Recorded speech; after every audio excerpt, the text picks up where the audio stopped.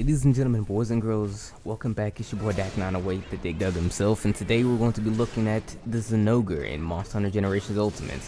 I mean, he's a hell of a monster. You know him, I hate him. Zinogre, the flagship monster, Portable Third, if I'm not mistaken, that's absolutely correct. Portable Third, he was introduced there, and it was the flagship for that particular game. Released only in Japan though, unfortunately, so most Western folk have yet to actually play it. However, it doesn't matter because we had 3 Ultimate and Portable Third didn't have any underwater, so therefore it was a lesser game. That's an opinion. What isn't an opinion is some of these facts. Let's talk about the Zinogre though. See, Zinogre, he's a Fang Beast, Fang Wyvern, actually? Fang Wyvern, excuse me, forget the classifications. Fang Beasts are like Kongalon, things like that, excuse me. However, Zinogre, he's interesting. He has a couple of new mechanics to him that is actually exclusive to him for the most part. So what you've seen so far already is that he's had the ability to like howl and charge his energy up. What he'll do with that is he'll do it if unhindered. I believe a total of 3 times he'll be at full capacity. This is coming from 100% zero though. So if he's at completely no juiced energy at all, it takes him, I believe, 2 to 3 full charges if you don't touch him at all, and he'll be completely charged. However, when he's doing this, he is susceptible to all forms of attack, so you should utilize any form in which to do so. I recommend that you use an ice weapon to hit him in the head, which is his #1 weakness and his #1 weak spot. But if he does get supercharged, if he goes into what I'm just going to refer to as charged Zinogre mode, he has charged Zinogre mode, he has rage mode, he has rage charged Zinogre mode. Those are his technical 3 modes. He doesn't actually get enraged too often, believe it or not, because he's usually going to be in his charge mode, which would, for the most part, kind of act like an enraged mode because he has some of his moves take on different properties. He actually develops new moves, so to speak. It's really interesting once the fight totally progresses, and the fight for you is probably definitely going to progress at this particular point because he's not necessarily no slouch. He's not really a pushover. He actually comes with a whole slew of attacks. One of my favorite attacks he actually does is one of the few things I actually like from him is his paw slams. Like, he'll slam his paws down 1 to 3 times. The number of times usually depends on whatever state he's actually in. If he's in his normal state where he's not fully charged or anything like that, he will do it usually 1 to 2 times. I fought him the other day where he actually did it, I think, 3 times, and I'm pretty sure he wasn't completely charged, but if anything, it's a really rare case. However, when he is charged, he will do it up to 3 times. Going into like G rank modes and everything like that, he will switch it up on you. He'll actually go into paw slams, into tail flips. It's kind of interesting to see how they mix it up when you actually progress further up into the ranks. But watch out for that particular attack. You'll probably try to guard it once. You'll try to counter it once. It does come with additional attacks to it, so it might catch you off guard. Another attack that sometimes catches me off guard is this tail spin, where he'll literally spin on one hand and flip his tail sideways and like do a weird flip or whatever, then land. It's kind of an interesting looking move once you see it. It's actually happened to me already in the video, so you've been able to see it yourself. But it's a really cool move. He'll do that move. He'll do a tail flip into a slam. He has his body charges, of course. He has his headbutts. He has his headbutts into tail flips. The cool thing about Zinogre is that he actually likes to combo a lot of his attacks together. Later on, like I said, once you get to G rank and everything, you'll notice that he'll combo a lot of different attacks into other different attacks. I mean, combinations you usually wouldn't see. Now, another thing he has, of course, he has these Thunderballs. Now, these are actually pretty interesting. They took a nerf because back in the days they track a lot harder, but he'll throw out up to 4. 2 at a time, and what they would do is they would track you. Sometimes when he's in the lower charge states, he'll throw out only 1 as opposed to 4. But they're not like super hard to dodge, especially if you see him get ready to actually throw it out. You know that if he throws 1, especially against the charge state, the other will shortly follow.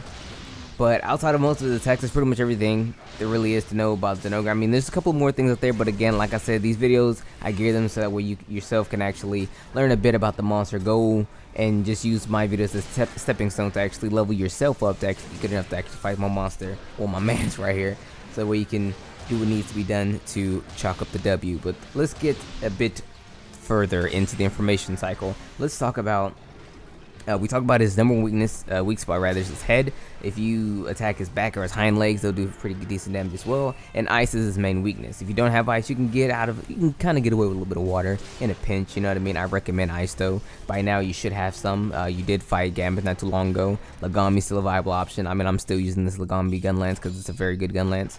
Usually whenever I need ice, I pull out this gun lance, so you know it's good. But let's talk about his weapons really quickly. Now, his weapons, they are in a decent class in their own. They are sometimes better than Lagiacrus weapons and sometimes a little bit less than, but for the most part what is usually the case, it tends to have a little bit more element than Lagiacrus weapons, while Lagiacrus weapons themselves tend to have sometimes a bit more raw and, if anything, more endgame sharpness. So like endgame, you can't really go wrong with either Zinogre or Lagiacrus. I personally am a laggy person simply because the hyper version to Laggy's weapons, it just has more raw than what the Zinogre tends to actually offer. In terms of hyper weapons though, the Zinogre only has bow guns and a longsword, or bow, heavy bow gun, light bow gun, and a longsword. And it takes the path of more element, less raw, more sharpness. And I'm usually about the raw.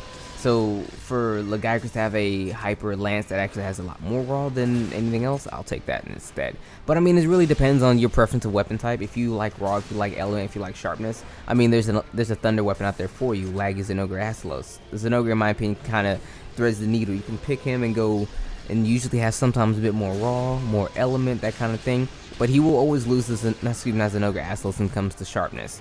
Now let's move over a little bit. Let's actually talk about the armor for Zinogre. And truth be told, we're going to talk about the top and bottom armor from the very bottom all the way to the tippy. We're excluding Thunderlord Zinogre. That's an armor set for a different video. But coming out from the gate, you're looking at Latent Power, which is an ability that if you take enough damage, so to speak, you actually gain a bit of boost to affinity. Excuse me, I couldn't get the word out. You'll know when it's activated when your arm starts to glow blue. I think it's your left arm, it'll glow blue. It gives you a couple of stamina buffs, you know, some affinity. It's kind of a cool thing. It's a really cool skill. The thing is, it's not immediately activated all the time. It's a little wonky for some people. Some people don't really like to use it that much. Also, you get crit element, which allows you to, well, critical chance on your element. So let's say you only have like 30 element. The crit element will make it just similar to that of a critical hit for your raw. It'll be a critical hit for your element, you know. Not that too big of a deal. If fighting monsters who are actually weaker to element than they are, well, not necessarily weaker to element than they are raw, but monsters who are susceptible to more element than others, it can be actually a pretty decent tool. Now lastly, we're looking at ice resistance down, and that's a bit of a bugger, but that's just that. However, that's his low rank set. Now his high rank set is much more the same. Literally it's the same. This time you get Latent Power 2 and crit element. Not much to change from there, truth be told. I mean, it's just more Latent Power, higher affinity, less stamina depletion, that kind of thing. Now let's get into some of his other armors, because he has more. Let's look at Zinogre EX, which is a high rank variant of a special variant of armor. Now it actually has 12 points in the Latent Power, chain crit, and -7 to sense. Now sense is the ability for a monster to target you or not. It's not at the 10, so therefore you're not actually being targeted by monsters more frequently. However, you're really close to doing it. Chain crit, if you guys remember, the more you attack, the higher your affinity goes. And Latent Power, of course, that one attack there. Granted, it's only 12 points, so you need 3 more attacks to make it the full Latent Power 2. Now, getting over to the G rank, Zinogre X, Latent Power 2, 13 points in the Expert, and crit element. With a total of 5 slots for free, you can totally get Latent Power 2, crit I2, and crit element, maybe even some more stuff to go with you. Now lastly, we're looking at Zinogre GX, which is the G rank variant to the EX joint. It's actually pretty interesting. It's 14 points in the Latent Power, which is 1 away from Latent Power 2, Chain Crit, and Constitution. Now that's actually a very good set when it comes to stamina management, because Latent Power offers good stamina management and affinity bonuses. Chain Crit is really dope because Chain Crit is all about the affinity, and Constitution to double up on that affinity. So you're not affinity, that's stamina management. So we're looking at stamina and affinity for the GX armor set. Anyway, that's pretty much all there really is to know about the Zinogre in this game for the most part. For the rest, you're gonna have to fight them yourself. But anyway, guys, it's been your boy. I can't outro. Whatever, you know what it is. It's been your boy. Talk to you on the next one.